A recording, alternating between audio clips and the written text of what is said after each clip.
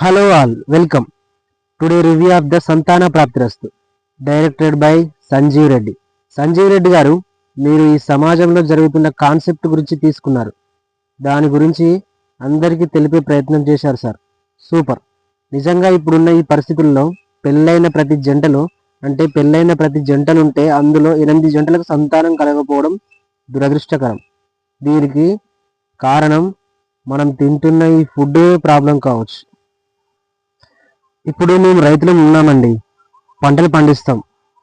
వరి నారు మొలక వేసినప్పుడు మందులు చల్లడము మరియు స్ప్రేలు చేయడం స్టార్ట్ చేస్తే వరి గొలుసు వచ్చే వరకు మందులు స్ప్రేలు చేసి మందులు చల్లి విసుకొస్తుందబ్బా.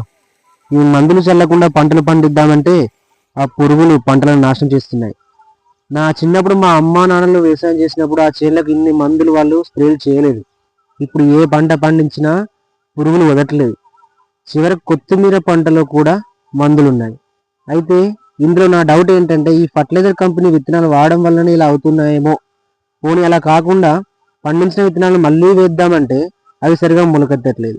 ఇలా పండించిన పంటను మనం తిని బతుకుతున్నాం. ఈ తిండి వల్లనే సంతాన ప్రాప్తిరస్తు కలగట్లేదు.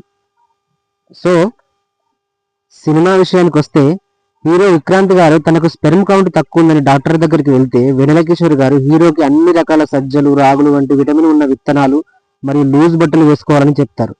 మరియు చెప్పులు కూడా తను చెప్పినవే వేసుకోవాలని, మొబైల్ ఫోన్ను ప్యాంటు జేబులో పెట్టుకోవద్దని, ఒక్క ఫోన్ రింగ్కి ఒక 10,000 స్పెర్మ్ కౌంట్ పడిపోద్దని చెప్తాడు.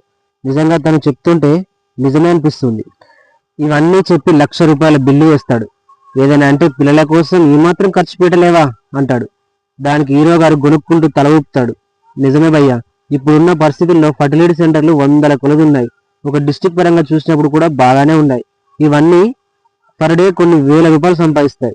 బ్రో, ఇవన్నీ ఎన్ని చెప్పినా కూడా సంతానం కలగడానికి వాడు ఎన్ని అవస్థలు పడతాడు, ఎన్ని హాస్పిటల్ తిరుగుతాడు, ఎన్ని గుళ్ళు గోపురాలు తిరుగుతాడు అనేది అది అనుభవించిన వాడికే అర్థమవుతుంది.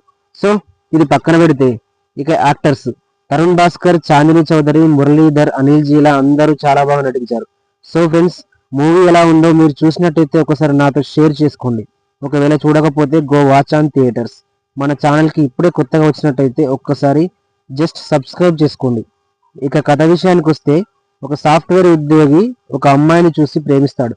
కానీ ఆ అమ్మాయి వాళ్ళ నాన్న నాకు గవర్నమెంట్ జాబ్ చేసేవాడే కావాలని పట్టుబడతాడు.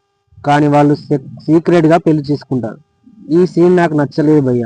అక్కడ తండ్రిని ఒప్పించి పెళ్లి చేసుకుంటే బాగుండు అనిపించింది. ఓకే, తర్వాత తండ్రి వాళ్ళు ఎక్కడున్నాడో తెలుసుకొని వచ్చి మళ్ళీ వాళ్ళకు దగ్గర అవుతాడు. కానీ అల్లుడితో మాత్రం ఎలాగైనా వీళ్ళని విడగొట్టి తన కూతురికి మళ్ళీ వేరే పెళ్లి చేయాలని అనుకుంటాడు. అప్పుడు అల్లుడితో గొడవ పెట్టుకొని 100 రోజుల్లో నా బిడ్డని తీసుకుపోతా అని పందెం కాస్తాడు. చివరకు హీరో ఎలా గెలిచాడు అనేది తెరపైనే చూడాలి. సో ఫ్రెండ్స్, ఈ వీడియో కనుక మీకు నచ్చినట్టయితే జస్ట్ ఒక లైక్, షేర్, సబ్స్క్రైబ్ చేసుకోండి.